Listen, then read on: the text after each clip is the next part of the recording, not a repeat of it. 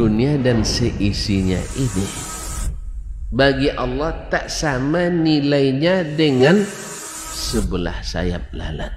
Barang siapa yang beramal untuk akhiratnya, Allah akan cukupkan baginya urusan dunia. Sayati zamanun 'alan nasi as-sabiru fihim qalqabit al-jamarah. Akan ada satu masa di akhir zaman yang berpegang teguh dengan agamanya seperti orang yang sedang memegang bara api.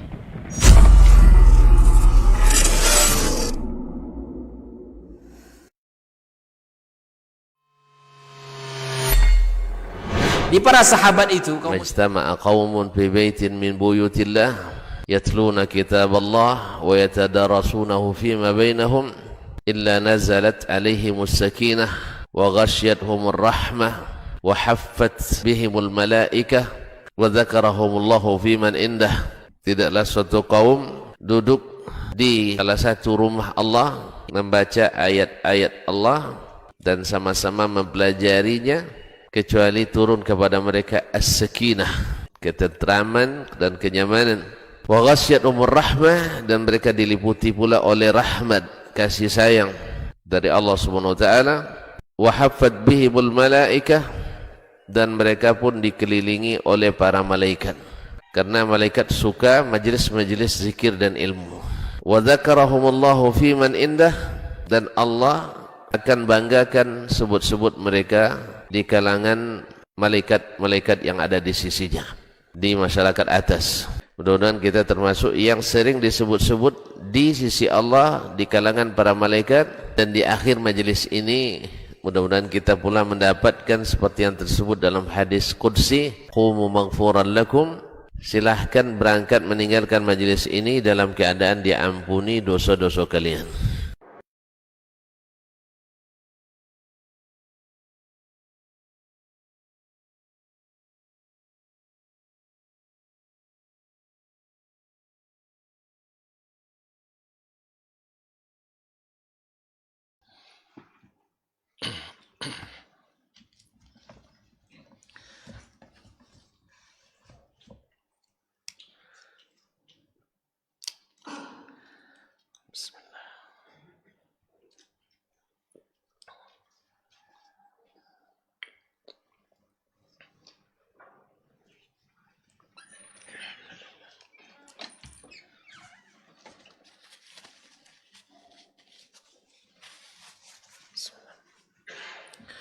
Assalamualaikum warahmatullahi wabarakatuh.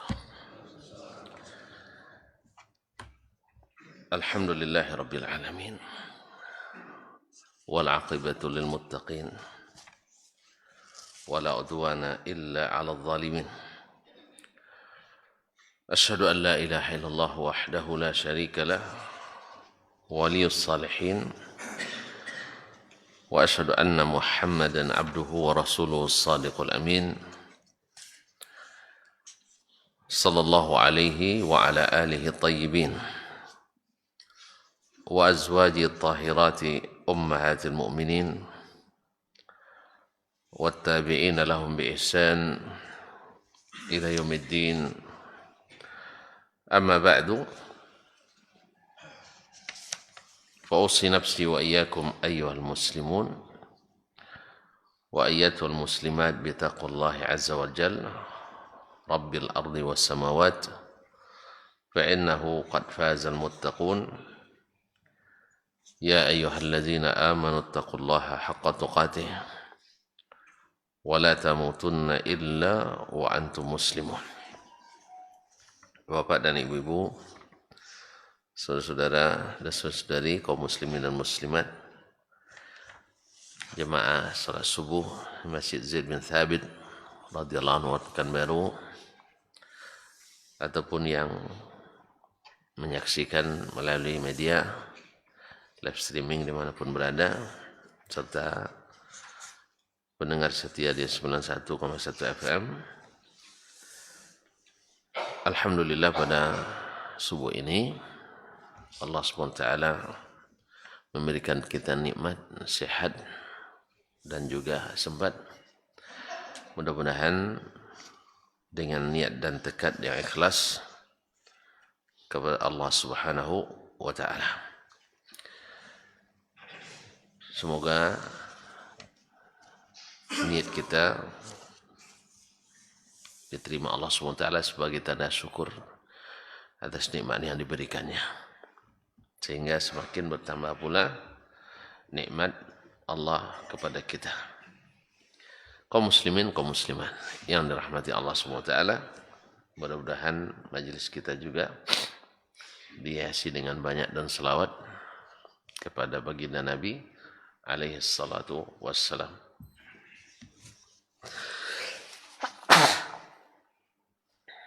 Alhamdulillah. Yahdikumullah.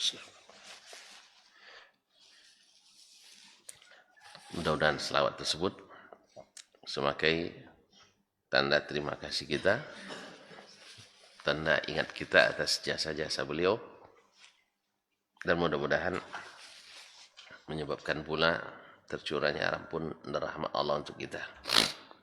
Man shalla alaiya salatan sallallahu alaihi biha asyrah.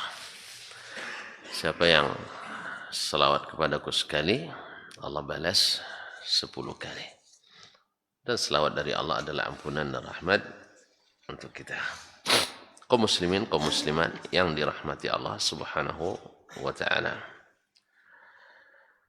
Melanjutkan pembahasan atau bersama kita atau pembahasan bersama Imam Asy-Syafi'i rahimahullah taala tentang bab ikhtilaf al-hadis atau bab an-nasikh wal mansukh min al-hadis. Kemarin terakhir kita bahas tentang masalah salatu al-khauf, di mana sebelumnya Nabi SAW pernah dalam kondisi khauf menjamak 4 waktu salat di satu waktu, yaitu ketika perang Ahzab. Ketika perang Ahzab, mana saat itu belum diturunkan atau belum disyariatkan salat khauf. Nah, apakah setelah disyariatkan salat khauf masih juga dijamak 4 salat? Tidak lagi. Ya, kalau ada yang salatnya dijamak 4 kali atau 5 kali dalam satu waktu, ini salatnya salat khauf terus, ini lebih khauf dari daripada khauf. Karena ada sebagian orang yang masih mengamalkannya dengan 2 kemungkinan. Satu, memang tidak tahu. Kemungkinan kedua, mungkin dia termasuk yang mengingkari adanya nasikh wal mansukh.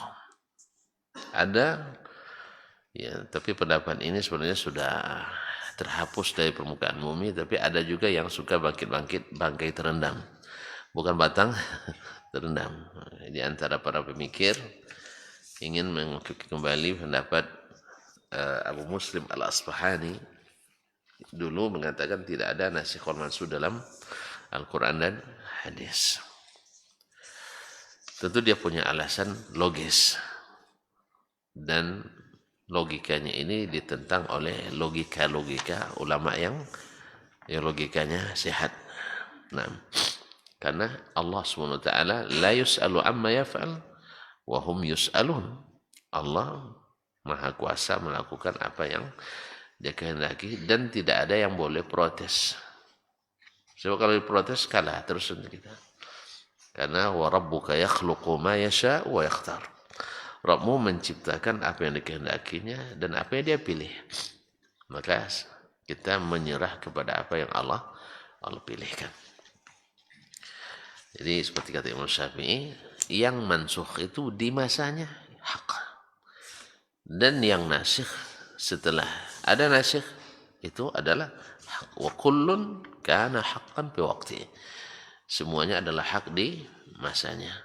Sebagaimana Allah SWT juga menasakh syariat nabi-nabi sebelum dengan syariat Nabi kita Muhammad sallallahu alaihi wasallam. Karena ada masalah syariat Nabi Isa tidak sama dengan syariat Nabi Muhammad sallallahu alaihi wasallam. Sebagaimana syariat Nabi Musa alaihissalam juga berbeda dengan syariat Nabi Isa alaihissalam. Sebagaimana syariat Nabi Ibrahim berbeda pula dengan syariat Nabi Nabi Musa, dan seterusnya. Nah, kalau satu syariat saja bisa, dia menasakh. Apalagi hanya beberapa hukum yang terdapat dalam satu syariat. Allah Maha Kuasa, dan semua karena ada hikmahnya. Karena ada hikmahnya. Jadi hal ini sebenarnya sudah, khilaf ini sudah tidak dianggap lagi. Itu sudah tidak dianggap. Yang ma'mul, yang mu'tamad adalah bahwa ada nasikh wal mansukh. Kaum muslimin. Jadi kalau ada yang masih mengamalkan, karena dua kemungkinan tadi, karena memang belum mengetahui, sudah dinasakh, lalu dia temukan di dalam sejarah Nabi pernah menjamak salat 4 kali, itu perang Ahzab, yaitu zuhur, asar, maghrib, isya. Dan itu terjadi sebelum disyariatkannya salat khauf. Berkata imam kita rahimahullah ta'ala, faqala li qailun, wa kaifa sirta ila al-akhdhi bi salati an-nabi sallallahu alaihi wasallam yawma dhati ar-riqa'i duna ghairiha. Kenapa engkau wahai imam lebih memilih salat khauf yang dilakukan Nabi sallallahu alaihi wasallam pada waktu perang Zatir Riqa dan bukan yang lain? Artinya itu cara yang paling dipilih oleh Imam Asy-Syafi'i di antara cara salat khauf. Faqultu, saya jawab, amma hadithu Abi Ayyash wa Jabirin fi salatil khaufi fakadzalika aqul. Adapun hadis yang diriwayatkan oleh Abu Ayyash Az-Zuraqi yang disebutkan oleh beliau sebelum ini, yaitu di halaman 260, alinea 713, warawa Abu Ayyash Az-Zuraqi. Abu Ayyash Az-Zuraqi meriwayatkan anna Nabi sallallahu alaihi wasallam yauma Usfan, pada waktu perang Usfan. Usfan itu satu tempat antara Makkah dan Madinah, sudah hampir ke Mekah. Mungkin lebih kurang tinggal 2 marhalah lagi. Wa Khalid bin Walid, dan Khalid bin Walid kata kilometer sekarang sekitar 45 kilometer, tidak lebih dari itu, sekitar 70 kilometer mungkin menjelang Mekah. Wa Khalid bin Walid bainahu wa bainal qiblah. Karena menuju Mekah tentu kiblat otomatis ke arah musuh. Karena musuh dari Mekah, kiblat kita ke Mekah. Jadi Khalid bin Walid dengan pasukannya ke arah Mekah, di arah kiblat. Jadi salat Nabi ke arah musuh. Karena musuh datang dari Mekah, kiblat kita Mekah, berarti di arah kiblat. Nah, fasaffa bin nasi ma'ahu ma'an. Lalu beliau mengatur saf seluruhnya bersamaan salatnya. Tsumma raka wa raka'u ma'an. Kemudian mereka ruku seorang bersama-sama. Nah, hadis Ibnu Umar sebelumnya enggak. Sebagian ruku, sebagian nih. Afwan. Tsumma raka'a. Kalau yang di hadis Ibnu Umar enggak, mereka salat secara terpisah. Tsumma raka'a wa raka'u ma'an. Kemudian mereka Nabi ruku, mereka pun ruku secara bersamaan. Tsumma sajada. Kemudian Nabi sujud, fasajadat ta'ifatun ma'ah. Lalu sujud satu ta'ifah, satu bagian, satu golongan, wa harasathu ta'ifah. Yang lain berjaga. Jadi saf pertama sujud, saf kedua tetap dalam keadaan berdiri. Falamma qama minas sujud, setelah yang golongan pertama bangkit dari sujud, sajadal ladzina harasuhu, maka yang tadi belum sujud sekarang sujud. Tsumma qamu fi salatihi, kemudian mereka akan kembali berdiri dalam salatnya. Jadi sujudnya yang berbeda. Rukuknya sama, karena dalam keadaan rukuk masih bisa melihat. Tapi kalau dalam keadaan sujud tidak bisa melihat. Wa qala Jabirun qariban min hadzal ma'na. Riwayat Jabir juga sama maknanya dengan, atau dekat maknanya dengan riwayat Abu Ayyash Az-Zuraqi ini. Nah, ini juga saya ambil begini juga saya Pakai kata Imam Asy-Syafi'i rahimahullah. Idza kana mithlu as-sabab alladhi shalla lahu tilka as-shalah.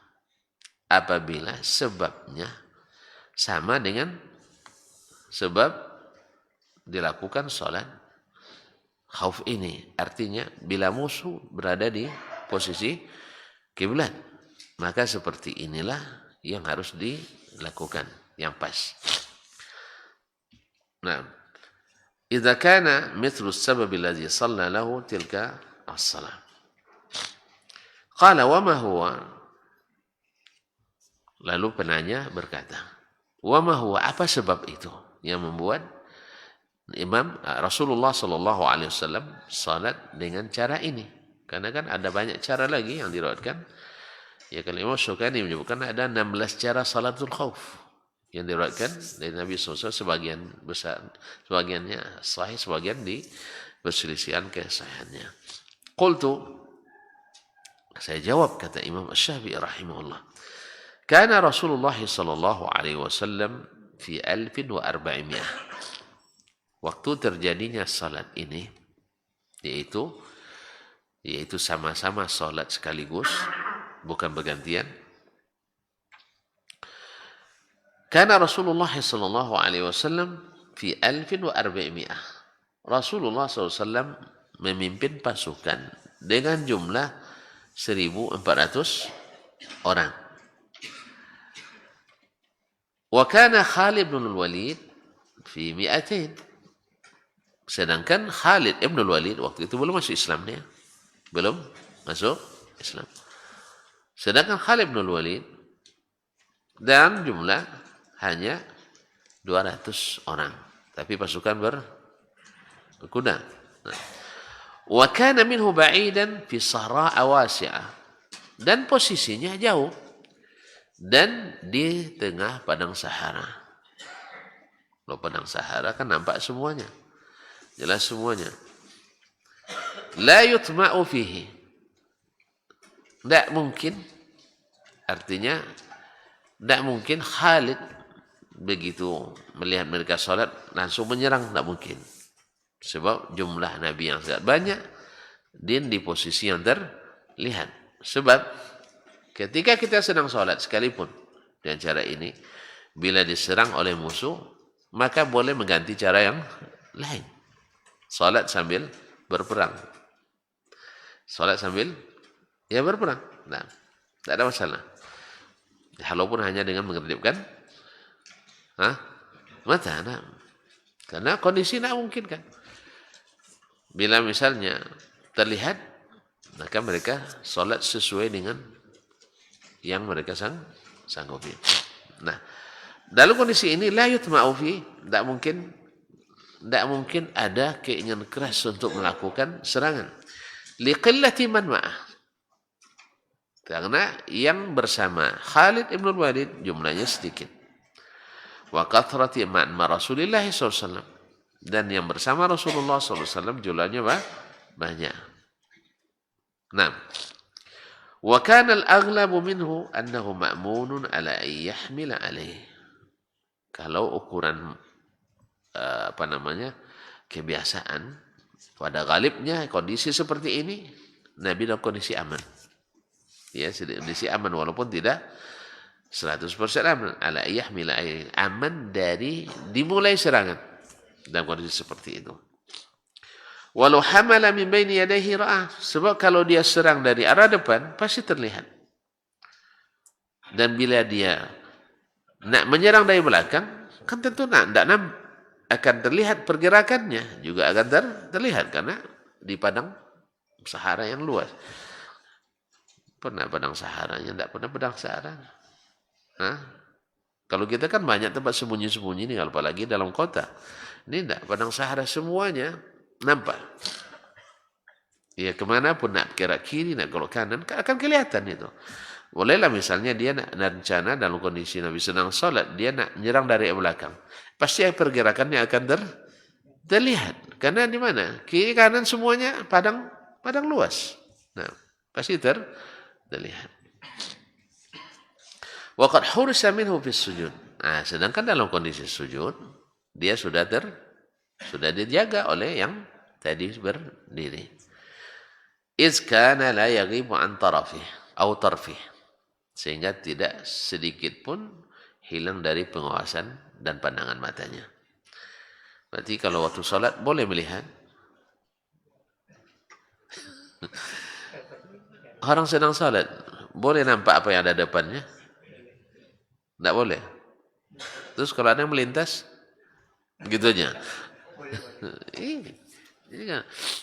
Bahwa khusyuk itu, sekali lagi kan saya bilang, khusyuk itu bukan tidak mengetahui apa yang terjadi sekeliling. Walaupun ada sebagian ulama yang sampai pada ini, tapi itu bukan syarat khusyuk. Sebab yang paling khusyuk salatnya Rasulullah sallallahu alaihi wasallam. Dia tahu apa yang terjadi sekelilingnya.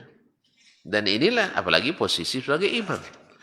Apalagi posisi sebagai imam. Ini anak orang dah nangis-nangis, teriak-teriak di belakang bayi kan. Teruskan panjang. Baca surat Al-A'raf dia surat rakaat pertama surat maghrib apa? Di surat salat maghrib rakaat pertama baca surat Al-A'raf sampai tamat. Karena dia tahu hadisnya. Karena Rasulullah sallallahu yarqa'u fi rakaatil ula min al-maghrib surat Al-A'raf. Nabi pernah membaca di rakaat pertama surat salat maghrib surat Al-A'raf yang ayatnya hanya 200. Iya 206 ayat. Nah, jadi jangan, walaupun sudah terniat. Maka Nabi SAW waktu mendengar ada anak menangis, awalnya beliau kana ya'zim ala yutilas salah. Asalnya beliau ingin memanjangkan salat. Tetapi Nabi akhirnya ikhtasara salah. Dia dipersingkat salatnya syafaqatan ala ummi. Karena beliau kasihan sama ibunya. Pasti tidak khusyuk lagi solat ibunya. Mendengar satu karena sayang sama anak. Dua takut nanti apa kata orang. Ini sudah jelas anak bawa tidak didiamkan gitu. Jadi kaum muslimin muslimat dirahmati Allah. Imam tahu dia apa yang terjadi. Atau orang yang khusyuk itu solatnya tahu dia apa yang terjadi di sekitarnya. Karena yang tidak khusyuk itu adalah orang yang tidak tahu apa yang sedang dia kerjakan. Itu memang tidak khusyuk lagi itu. Iya. Dia lebih banyak mencatat apa yang terjadi di kantor atau di pasar atau di jalan. Ya kan? Kalau itu berarti tidak khusyuk itu. Tapi kalau dia tahu apa yang ada di sekitarnya, bagus. Tapi kalau sudah tidak tahu lagi apa yang di sekitarnya, itu yang tidak khusyuk. Tidak tahu lagi di apa yang di sekitarnya. Nah, kadang-kadang ada terjadi seperti itu saya. Tidak tahu lagi apa yang terjadi. Apa yang dibaca imam tadi. Kan ada mah. Ya, bawa apa selesai sholat minta izin sama imam. Imam saya minta izin. Ya, saya ada pertanyaan siapa yang bisa jawab. Saya kasih 500 rial. Ya, silakan kata imam. Pertanyaannya mudah. Surat apa yang dibaca imam tadi di rakaat pertama? Anda bisa jawab. Tapi saya tidak kasih 500 rial. Mudah sekali. Pasti dah tahu pagi Jumat nih surat yang pertama. Sepanjang itu tidak tahu juga ya payah. Apalagi ada sujud sajadah yang tadi. Jadi di waktu itu subhanallah. Subhanallah. Tak satu pun yang bisa menjawab. Tak satu pun yang bisa menjawab surat apa yang dibaca oleh imam. Sepakat. Kecuali ada seorang anak yang masih kecil yang ikut sholat, dia bisa jawab. Dapat dia dapat 500 rial. Mungkin dia sedang murajaah hafalannya juga. Nah, pas surat itu yang harus murajaah. Dapat dia. Jadi ada kalanya memang blank semua gitu. Nah, itu yang tidak khusyuk itu. Tidak tahu lagi apa yang terjadi. Seperti baru-baru ini terjadi di sebuah negeri Islam. Ya, imam salat Idul Adha, di belakangnya ada presiden, ada menteri wakafnya, ada imam besar sebuah lembaga pendidikan terpaling kesohor di dunia. Ya, salat Idul Adha tak satu pun yang tahu dan membetulkan ketika imam di rakaat kedua tak baca Al-Fatihah. Masya Allah, betul-betul khusyuk nih salatnya. Sehingga tak ada yang tahu bahwa imam tak baca Al-Fatihah. Allahu Akbar, Allahu Akbar sampai 5 kali. Habis itu Bismillahirrahmanirrahim. Idza jaa nasrullahi wal fath. Ayatnya pendek pula. Jadi tidak sempat berpikir orang tuh.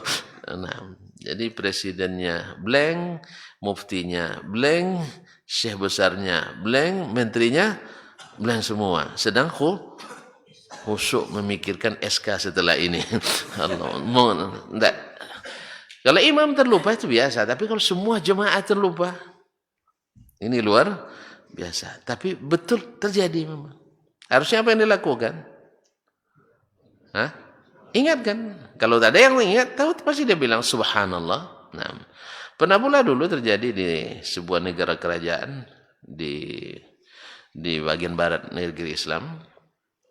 Rajanya ada, para menterinya bersamanya, juga kondisinya sama.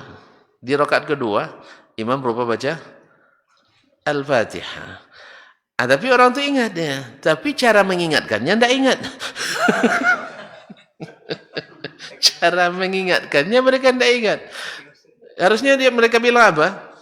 Subhanallah. Kalau tidak juga tahu, dibacakan Alhamdulillahi Rabbil Alamin. Kan tahu dia kan? Dia tidak. Semuanya teriak Al-Fatihah, Al-Fatihah.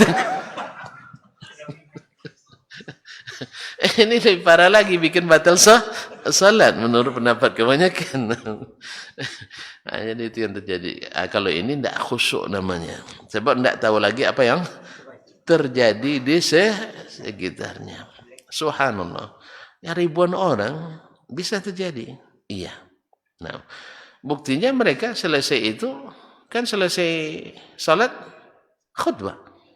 Selesai salat khutbah. Sampai selesai. Sampai sekarang tidak ada diulang.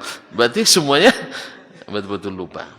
Atau mungkin, nah itu mungkin takut nanti kalau gara-gara kamu lambat selesai sholat. Kan ada presidennya di situ. Makanya kalau kita jadi pemimpin jangan terlalu zalim lah ya. Nanti takut orang menunjukkan yang benar. Kalau tunjukkan yang benar ya ikuti saja, selesai masalah sebenarnya. Jadi kalau sudah kelewat kelewat keras, kelewat zalimnya, kadang-kadang orang takut untuk menunjukkan kebenaran. Nah, yang seperti ini namanya tidak khusyuk. Sebab apa? Tidak tahu lagi apa yang terjadi di sekitarnya. Bahkan sholatnya saja sudah. Nah, ini masalahnya orang-orang besar-besar ini, bukan orang biasa-biasa. Ya, orang besar-besar. Nah, ya dari sisi pemerintahan maupun di sisi ulama-ulamanya. Tapi terjadi, wallahu alam. Hanya Allah yang tahu apa hikmahnya. Baik, fa idza kanatil hal biqillatil aduwi wa bu'di. Apabila kondisinya musuh sedikit dan jauh posisi, tidak sampai jangkauan senjata, panah tidak sampai, tombak apalagi, pedang lebih jauh lagi. Tapi kalau sudah pakai rudal, ini kan tidak bisa lagi, nih kondisinya beda. Jadi kalau sudah pakai rudal ya, kalau rudal kan tidak tahu kita kapan datangnya tadi. Nah, wa alla ha'ila dunahum yasturun, dan tidak ada pelindung sama sekali antara musuh dengan kita. Ini yang perang berani itu kayak gitu. Begitu kan sembunyi-sembunyi kan. Nah, ini enggak. Perang memang nampak adu head to headnya. Nah, kama wasaftu, yaitu seperti yang terjadi di zaman Nabi itu, amartu bis salatil khaufi hakadha. Yang kalau bila kondisi seperti ini, kata Imam Syafi'i, seperti itu pula salat yang saya anjurkan. Nah, qala, dia berkata, penanya, faqala qad araftu anna riwayata fi salati dzati riqa la tukhalifu hadha. Kalau demikian kamu sudah tahu bahwasanya riwayat dalam salat dzati riqa tidak berbeda dengan ini, liikhtilafil halaini, karena kondisinya berbeda. Qala fa kaifa khalafta hadits Ibnu Umar? Lalu bagaimana kamu bisa menyalahi hadis Ibnu Umar? Faqultu lahu, saya katakan kepadanya, rawahu anin Nabi sallallahu alaihi wasallam Khawwat ibn Jubair. Diriwayatkan dari Nabi sallallahu alaihi wasallam oleh Khawwat ibn Jubair. Wa qala Sahl bin Abi Hathmah biqaribin min ma'na, dan disebutkan pula oleh Sahal bin Abi Hathmah yang dekat maknanya dengan hadis Khawwat ibn Zubair. Khawwat bin Zubair ini salah satu Badri yang Islamnya lebih dulu, ikut perang Badar. Wa hafidha an Ali bin Abi Talib, dan dihafal pula riwayat dari Ali bin Abi Thalib radhiyallahu anhum ajma'un annahu shalla salatal khawfi lailatal harir, bahwa beliau mendirikan salat khauf pada malam al-harir. Malam harir disebut juga dengan malam Siffin. Yang maksud dengan Lailatul Harir adalah malam perang Siffin. Perang Siffin ketika terjadi fitnah antara pasukan Ali dan pasukan Muawiyah bin Abi Sufyan. Yang ini juga imbas dari apa yang dilakukan oleh kaum Khawarij. Ini Khawarijnya fitnahnya na'udzubillah kaum muslimin. Khawarij ini na'udzubillah dari fitnah terjadinya. Berkata Khawarij terjadi fitnah-fitnah lain. Lahir pula firak-firak lain akibat daripada itu semua. Makanya Nabi sangat-sangat mewanti-wanti dan mengingatkan. Bahkan beliau menyebut mereka sebagai sebutan-sebutan yang sangat keras. Di antaranya, kalau saya bertemu dengan mereka, akan saya perangi atau akan saya bunuh seperti bunuh kaum Ad dan Tsamud. Perangi kaum Ad dan Tsamud. Nah, kemudian di antara disebut adalah hum kilabu jahannam, adalah terjemahkanlah sendiri, kalbu-kalbu jahannam. Oleh itu kaum muslimin dan sayangnya mereka itu tampilannya, itu yang masalahnya, tampilannya sangat bahasa kita sekarang sangat nyunnah, orangnya sangat alim. Itulah bahasa kita, taat beribadah, sampai-sampai Nabi katakan tahqiruna salatakum ila salatihim, kalian akan merasa rendah atau merasa minder membandingkan solat kalian dengan solat mereka. Masya Allah, wah ini solatnya, tengok zahirnya seperti lebih khusyuk dari solat sahabat, lebih banyak, lebih rajin. Wasiyamakum ila siyamihim, puasa mereka dibanding dengan puasa kalian. Sepertinya kalian minder dengan itu. Lakin yaqra'una al-Quran, mereka juga ahli baca Quran, para hufaz, orang-orang yang Masya Allah, ya. Lakin la yujawizu taraqiyahum, tidak lewat tenggorokan, hanya sampai di sini, tidak sampai ke dalam. Nah, orang-orang seperti itu dibilang tidak sampai ke dalam, padahal ahli ibadah, ahli puasa, ahli salat malam, ahli baca Quran. Tampilan jenggot, celana cingkrang, puasa siang, malam lolok, dalam salat. Subhanallah, mirip-mirip tuan-tuan juga nampaknya. Itu masalahnya. Gara-gara mirip inilah datang orang-orang jahil, tapi punya posisi. Itu masalahnya, orang jahil diberi posisi, maka kerjanya menjahili. Dituduhlah yang suka ngaji-ngaji tauhid ini calon radikal. Ya, calon radikal. Ini menjadikannya dia menjadi provokator legal. Karena dia bawa surat SK dari pemerintah untuk anti dan kontra terorisme dan radikalisme. Padahal dia belajar Islamnya dari Amerika. Amerika paham Islam pada orang Arab Saudi? Pak, mana paham Islam orang Arab Saudi atau orang Amerika? Wahabi. Kalau sudah kiblatnya ke Arab Saudi, pasti ini Wahabi. Kaum muslimin dan muslimat, antum tahu aja buktinya. Kalau orang Amerika ada masalah agama, minta fatwanya kemana? Ya ke mufti Arab Saudi. Tapi kalau orang Arab Saudi ada masalah agama, minta fatwa kemana? Ke Indonesia? Ya mereka selesaikan sendiri. Karena ulamanya banyak. Kalau kita ulama banyak. Nah.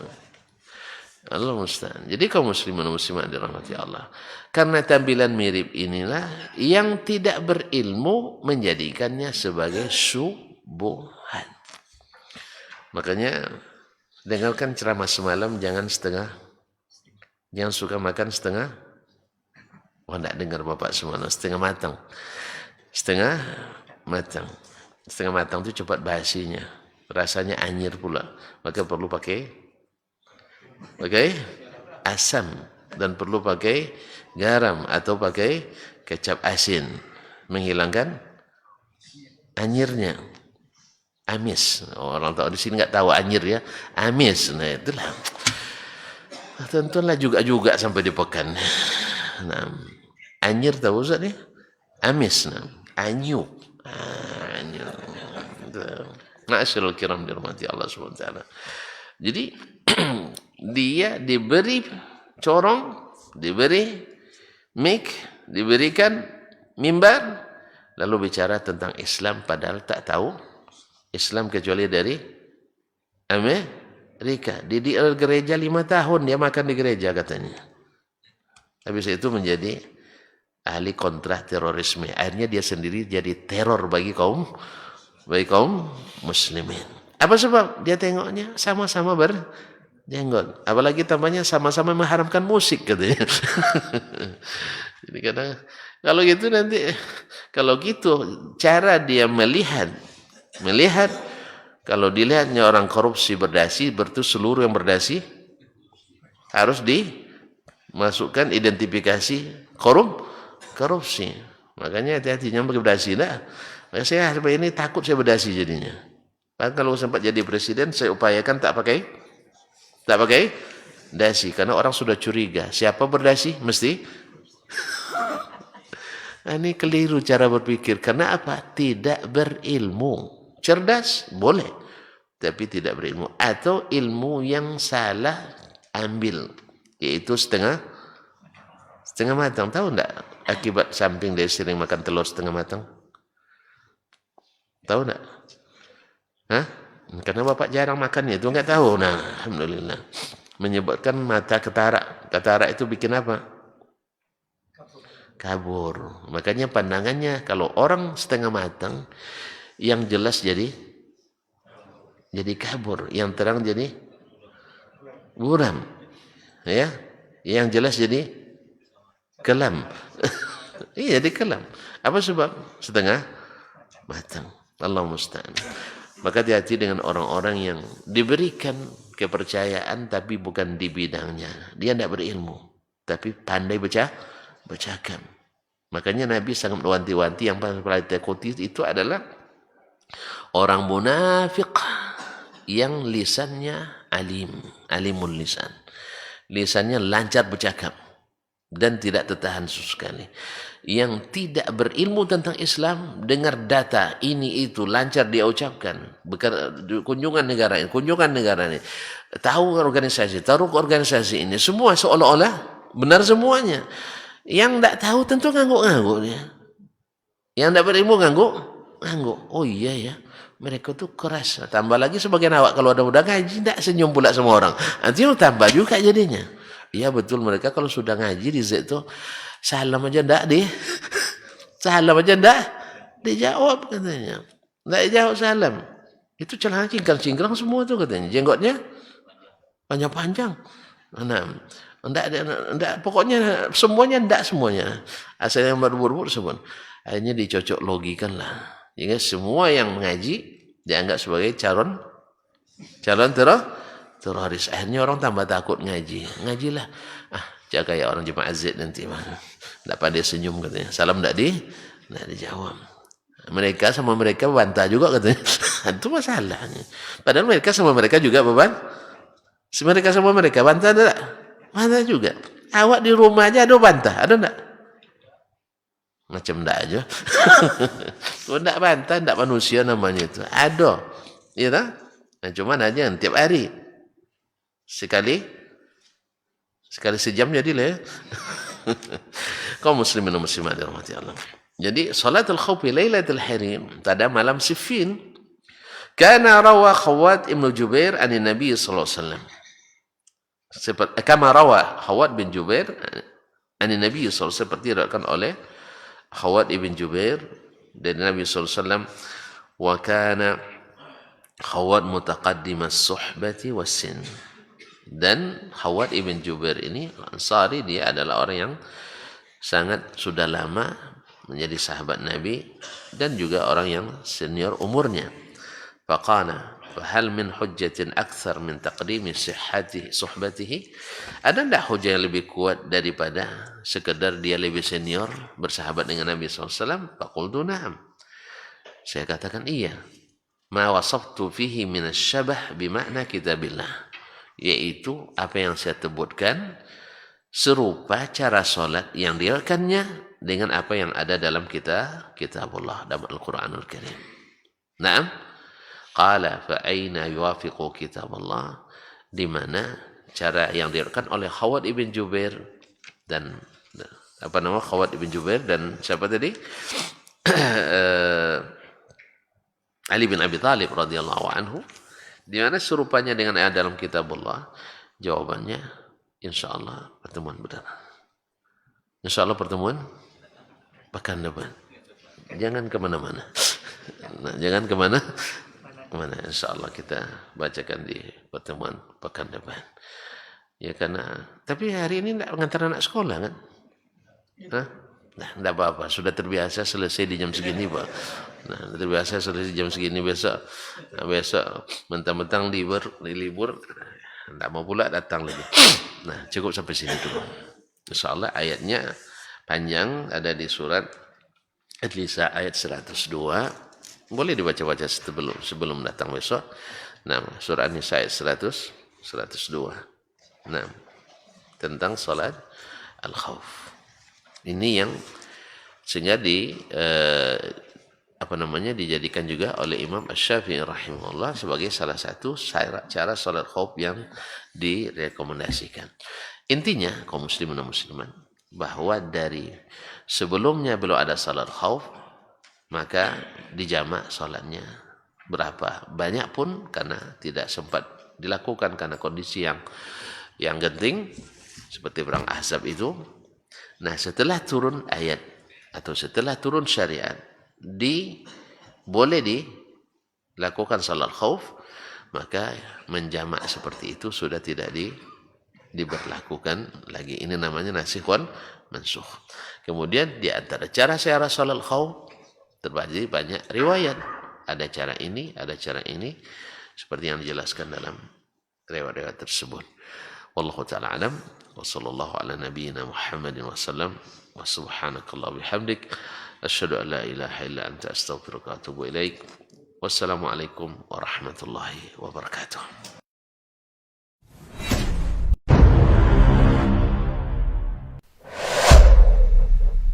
Dunia dan seisinya ini bagi Allah tak sama nilainya dengan sebelah sayap lalat. Barang siapa yang beramal untuk akhiratnya, Allah akan cukupkan baginya urusan dunia. Sayati zamanun 'alan nasi as-sabiru fihim qalqabit al-jamarah. Akan ada satu masa di akhir zaman yang berpegang teguh dengan agamanya seperti orang yang sedang memegang bara